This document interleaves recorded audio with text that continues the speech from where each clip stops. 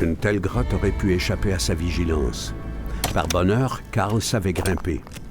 Il restait à espérer que la mystanite s'y trouvait cachée.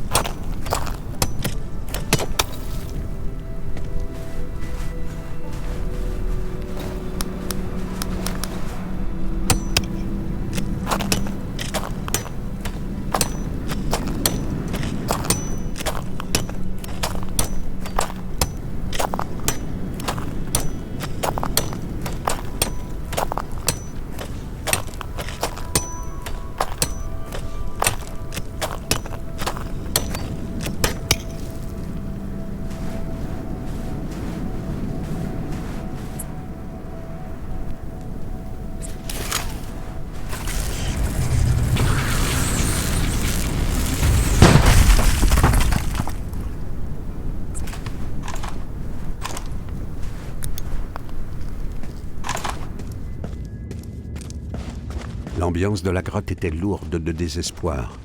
Elle sentait le tombeau, la folie, la tristesse.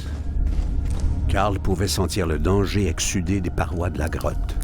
Quelque chose l'étouffait, comme en serrant ses tripes avec violence. N'était-ce au fond que de la peur?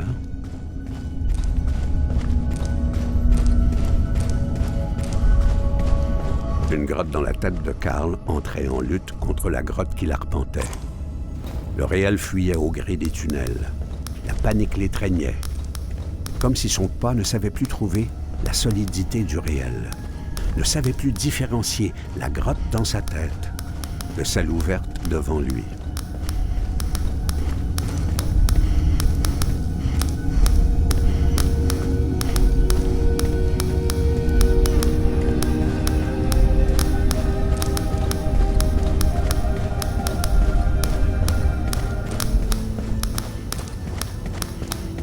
La lanterne et sa lumière donnèrent espoir à Karl de revoir enfin le monde extérieur.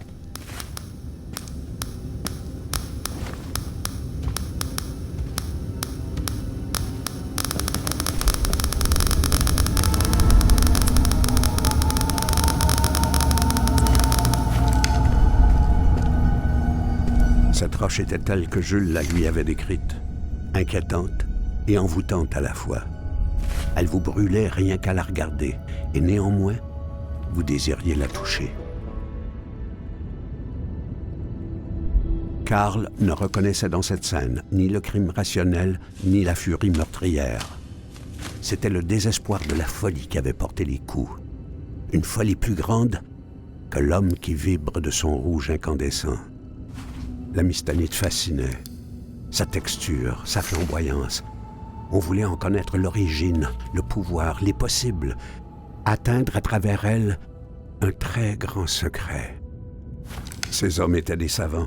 Leur tête avait résisté à des idées complexes, mais pas à la mystanite. Non, aucune raison ne résistait à la mystanite. La morsure du vent glacial jamais ne fut aussi appréciée. La sortie, enfin.